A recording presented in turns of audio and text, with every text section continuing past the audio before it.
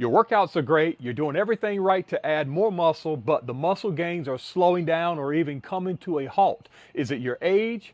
Are you not eating enough? Maybe it's none of those things. Perhaps you just need to work out more, right? Wrong. Hey everybody, welcome back to Fit After 50. I'm Jay and I'm your everyday guy who just happens to enjoy weightlifting, competitive natural bodybuilding, and sharing my workout experience with all of you. Oh, and by the way, I'm in my 50s. In this video, I'm going to give you 3 signs that you must pay attention to that could suggest you may be overtraining. Before I get into this, you do me a huge favor and put your thumb on the thumbs up button to show your support for this channel. Let's suppose you've been following a good, proven workout plan. Your workouts have been solid, your protein and overall macros are where they should be, and your calorie count is even good, but the muscle gains are not where they should be. How do you fix this? I can tell you from personal experience, and I know other people who have gone through this, and the number one thing most of us turn to when this happens is we work out more, we lift heavier, and we add more sets, or we add more reps, or we add more days to our program. Then we try to find the motivation to drag ourselves across the finish line in getting it done. I'm here to tell you most likely these are not solutions to your lack of muscle gains, but instead these things I have mentioned will only add to your problem of not gaining muscle. One brief and somewhat scientific explanation as to why overtraining could be a problem for you is the inflammation and a protein in your body known as myostatin.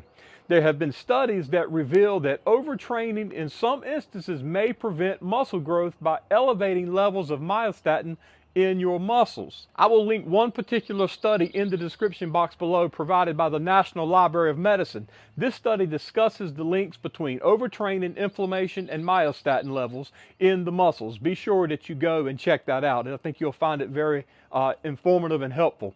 Speaking of inflammation, it's a big deal for anyone who trains with weights, but especially for those of us who are over the age of 40, like myself and like many of you, because it causes pain, especially around our joints and tendons, and this pain can severely limit how well we perform in our workouts.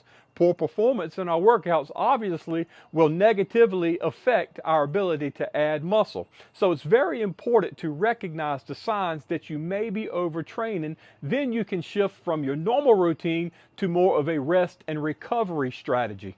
The first sign that you are overtraining is poor performance in the gym. Now, when I say poor performance, I'm not meaning you have one bad session and therefore you stop training. In fact, in most cases of overtraining, you will most likely notice more than one of these signs that I'm about to give you. And in fact, you may notice all of these signs that I'm about to give you.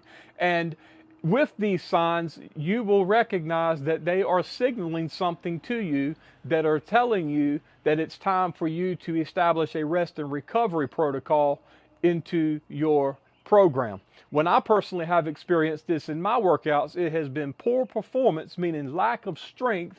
In other words, I was doing a certain weight and reps, and suddenly I could no longer lift that same weight or lift for the same amount of reps that I was accustomed to doing.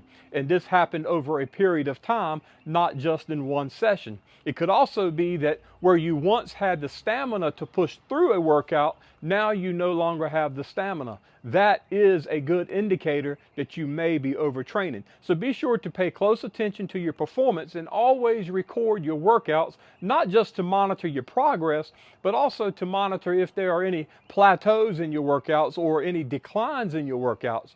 Record keeping is a great way to monitor overall performance in the gym, the increases and the declines. The second sign you are overtraining is, and this is an important one, you're not sleeping well.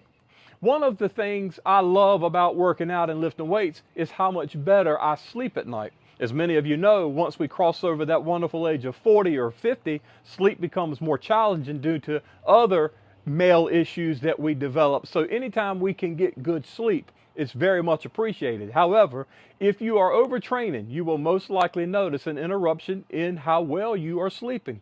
This has a lot to do with the imbalance of stress hormones in the body. Then once this happens, the snowball effect once again takes place in your body. So you need sleep to assist in healing.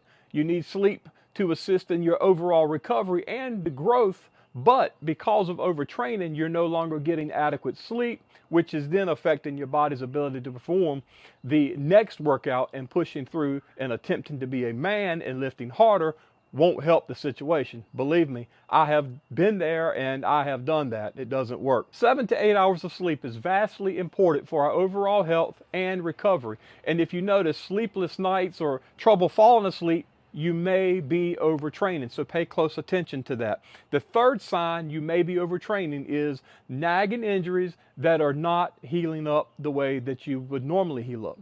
We associate heavy lifting with these nagging injuries such as elbow pain, tendon pain, soreness in our shoulders, like the feeling of bursitis setting in, or any of the other nagging lingering pains. But they can also be due to overtraining even when the weight wasn't extremely heavy. Don't make the mistake I have made in the past where I attempted to man up and power my way through these workouts. In fact, I remember me and my buddies in high school back in the day, that was our philosophy, and that's how we operated, was that you had to work through the soreness and you had to power through the pain, and that was going to help you to grow. Well, I guess that's why I never really grew in high school, never really put on any muscle. So when you notice lingering pains in your muscles, tendons, or joints that are not properly healing up, don't continue powering through, but rather stop working out and start a rest and recovery period. It may be that you can implement an active recovery program into your normal routine where you take 2 to 3 weeks and just lessen the intensity of your workouts to give your body time to heal. It could also be that you need to simply implement more rest days into your program, which is what I have learned to do. I used to worry that missing a week in the gym would cost me all of my gains and strength until I was forced to miss more time. Then I realized it was the best thing for me. So don't be afraid to take multiple days off from the gym altogether to give the body ample time to recover. You will be glad you did once you are able to resume your workouts, because you will be refreshed, re-energized, and much stronger. Of course, there's always that possibility that you may need to see a doctor if your body is not properly healing up. So never ignore the signs your body is giving you, and be sure to always listen to your body. It will tell you what you need to do. If this video has been a help to you, be sure to consider subscribing to my channel, like this video, and as always, leave your comment below. I'll catch you on the next video, and until then, go get fit.